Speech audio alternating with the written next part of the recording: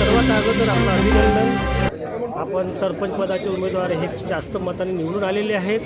पण कुठंतरी आपल्यावर झालेला आरोप आणि सरपंच पदाचे जे उमेदवार आहेत यांच्यावर झालेला आरोप, चुना मतदानाच्या अगोदर पण भरपूर आरोप आपल्याचा विकास आपण रोखले, तरीही मतदातांनी भरभरून आपला विजय झालेला आहे.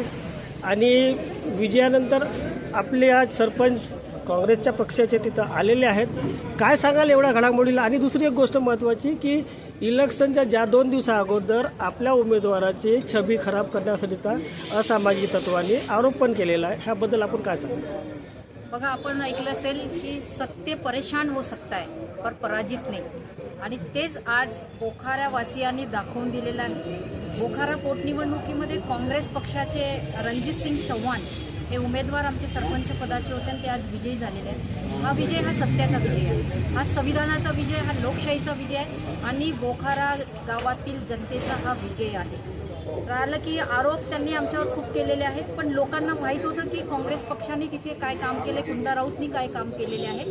काही बुचके लोक काँग्रेस पक्षांच्याच लोकांनी काही तिथे बंडखोरी केली, एक पॅनल उभं ठेवलेलं आहे आणि ते सगळ्या लोकांना माहीत होतं, कारण की वारंवार हे लोक असेच करतात. आदल्या दिवशी बावनकुळे साहेब पालकमंत्री महोदय त्या बोखारा गावात गेले होते. त्यांनी मोठे मोठे विकासाचे आश्वासन दिले आणि आमदार समीर मेघे साहेब तर तिथले 10 वर्षापासून आमदार आहेच. लोकांनी पाहिलंय की 10 वर्षामध्ये आमदार साहेबांनी काय काम केलंय आणि या 3 वर्षाच्या पोटनिवडणुकीमध्ये कुंदा राऊतनी बोखाऱ्याचा काय विकास केलाय.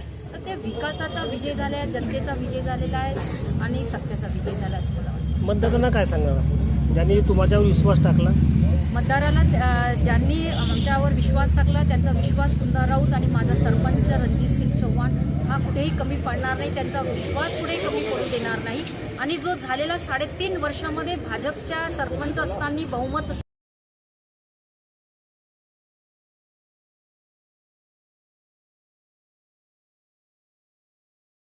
निवडणुकी में आपका दमदार विजय हुआ है. सरपंच 1.5 साल का आपको समय मिला है. कई मुद्दे आपने जो पब्लिक को दिए हैं कि हम ये करेंगे, आश्वासन दिए, वो काम पूरे होंगे क्या? और आप पे जो अविश्वास लाया था आपका छवि खराब करने के, फिर भी गांव के मतदाताओं ने आपका साथ दिया है. क्या बताना चाहोगे आप?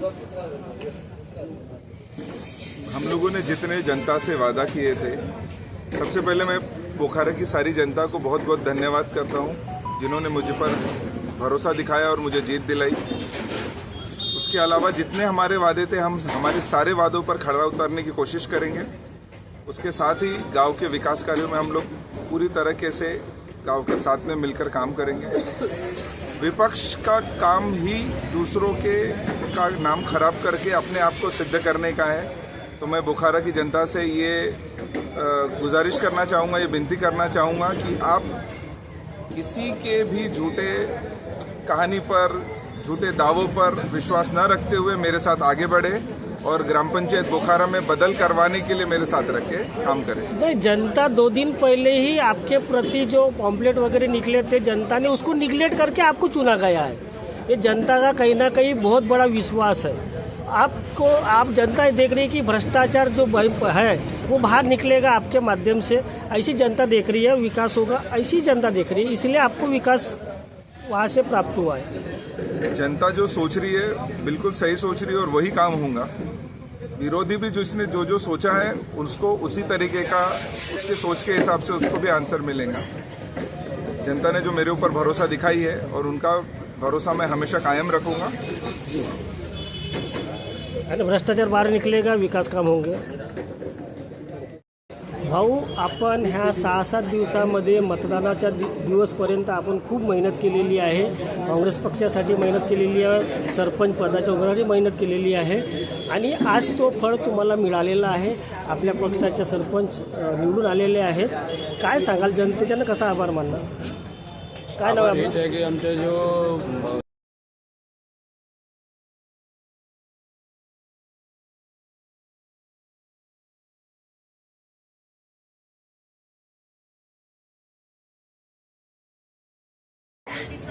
आज निकाल लागलेला आहे आणि काँग्रेस पक्षाचे राष्ट्रवादी काँग्रेस पक्षाचे उमेदवार सरपंच पदाचे रणजित सिंग चव्हाण यांचा विजय झालेला आहे.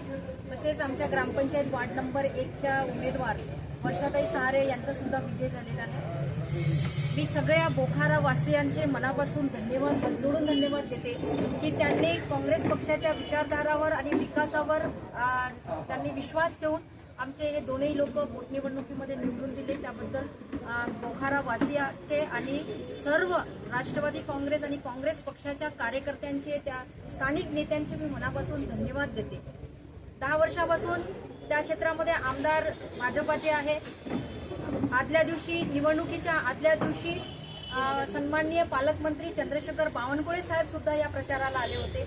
आमदार साहेब 3-4 दिवस तिथे प्रचाराला फिरले, पण लोकांनी विश्वास ठेवला की 3.5 वर्षामध्ये यांचा भाजप पक्षाचा सरपंच आणि त्यांचं बहुमत असल्यावर बोखाऱ्यातील लोकांना किती त्रास झाला, किती गुंडागर्दी झाली, किती भ्रष्टाचार झाला हे त्यांनी सहन केलं आणि डोळ्यासमोर बघून त्यांनी आमच्या विचारधारेला, काँग्रेस पक्षावर विश्वास ठेवून माझा सरपंच आणि वार्ड मेंबर निवडून दिलेला आहे. ते म्हणतात ना, सत्य परेशान हो सकता है पर पराजित नाही. आणि तसंच बोखाऱ्यावासियांनी करून दाखवलेला हा संविधानाचा विजय आहे, हा सत्याचा विजय आहे, हा लोकशाहीचा विजय आहे आणि हा जनतेचा विजय आहे असं मला या ठिकाणी म्हणायचं आहे. पुन्हा बोखाऱ्यावासियांनी जो विश्वास ठेवला आहे त्यांचा या 1.5 वर्षाचा हा निवडणूक 1.5 वर्षासाठीच होती. त्यांचा विश्वास मी कुठेही कमी पडू देणार नाही, माझा सरपंच पडू देणार नाही, माझा वार्ड मेंबर पडू देणार नाही आणि जनतेचे जे विकास कामं आहे ते विकास कामं या 1.5 वर्षामध्ये आम्ही मार्गी लावू आणि कार्य करू, लोकांचा विश्वास पुन्हा जिंकू एवढंच या प्रसंगी सांगते. पुन्हा माझ्या कार्यकर्त्यांचं मनापासून धन्यवाद. दिवसाची रात्रचा दिवस करून त्यांनी खूप मेहनत घेतलेली आहे.